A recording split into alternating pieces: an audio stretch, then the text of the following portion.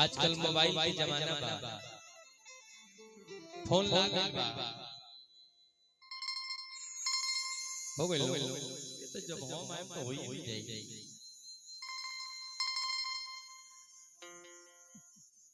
और ये फोन लगेले बिया 94 720 54 318। उठाइए ना,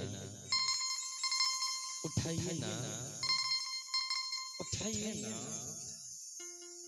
नहीं आओ पैंटोनी पाटनी बाव या मां और पट पानी मोटी गांव का पेट नो पाटुआ ओते की जा रे कहां लागल बा। हम तो फोन कइले बानी अपना उनका लगे आई दूसरे भाषा में बोलता चाइना में फिर लगे 94 720 54 318। उठाइए मार मार है तो उठाइए।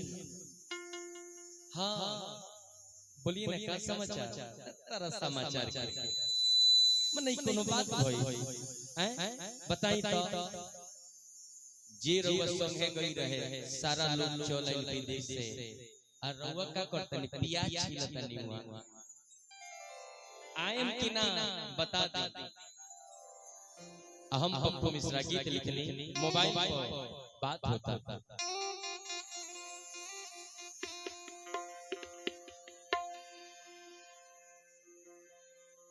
तू चल गईला चला गईला, तू चल गईला चला गईला,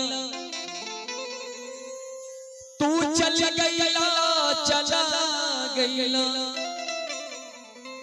मोर सपना के बगिया जला गईला।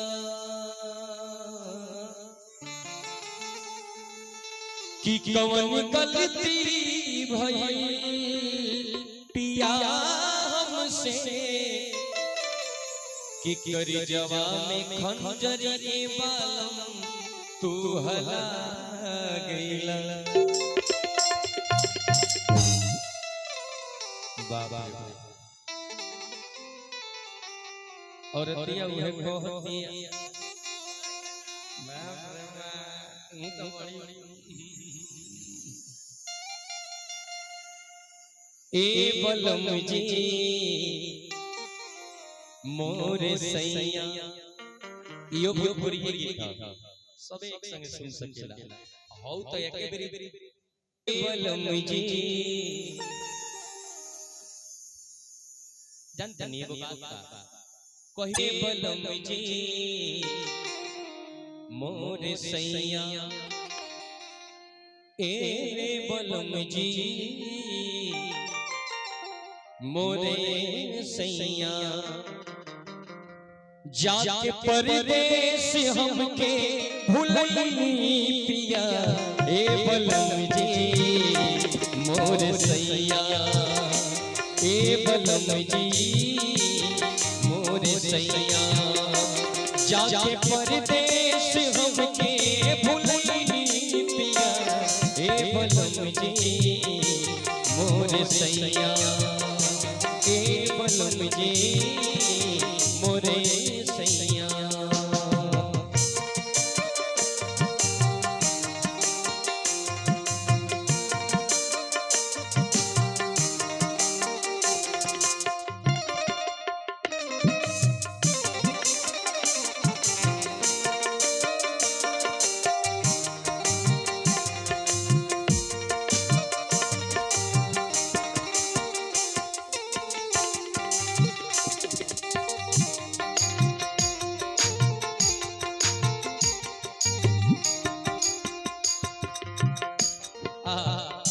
आगे ये लोग गीत में हम पप्पू मिश्रा लिखनी और दिया हुए कहतिया का हमारी याद रउआ नया भी लजी सतावेला जी।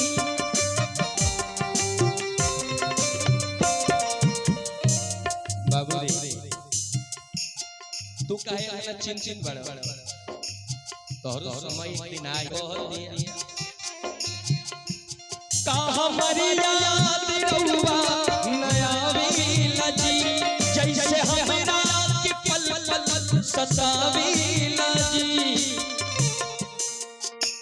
नैन बरसे जियर तरसे हो नैन बरसे जियरा तरसे जाके कवना शहर में लुकई पिया हे बलम जी मोर सैया हे बलम जी मोरे सैया।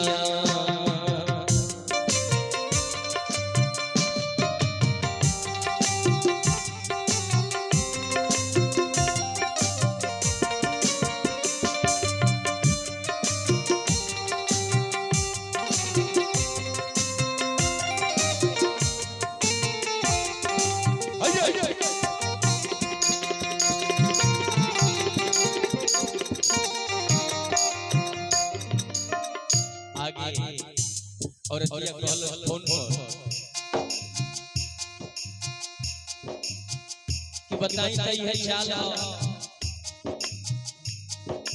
गौना करा के वो चल गई सगरो अरमान दिल के धइल धइल रह गई कह के कहनी कि हम जात नहीं चिंता मत करी हा कोनो दिक्कत होई तो छोट भाई बा एकरा के कह दी हा सगरो सामान तहरा लगे लिया के उपस्थित रख दी लेकिन ई तो घोटाले करे के फिर में लिखनी कौन गलती के हमरा के दीने सजा आज हमरा के मिसरा जीना बता।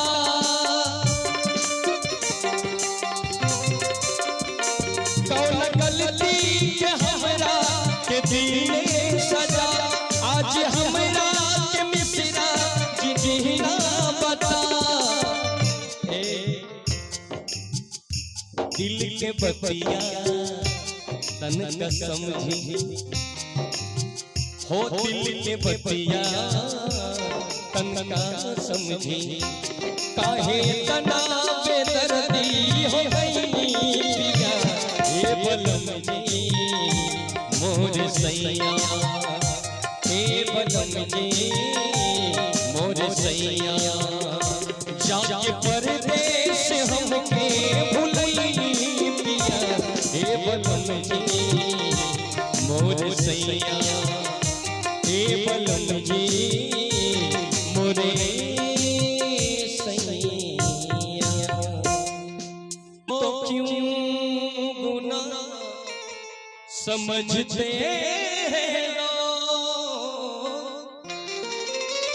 कोई किसी के खातिर तरसे तो क्यों अकड़ते लो बेगाना आलम है सारा यहाँ तो कोई ना हमारा इश्क मगर कब माने पता पता बूटा बूटा हाँ हमारा जाने पता पता इस सब के जवाब कबो ना हो आज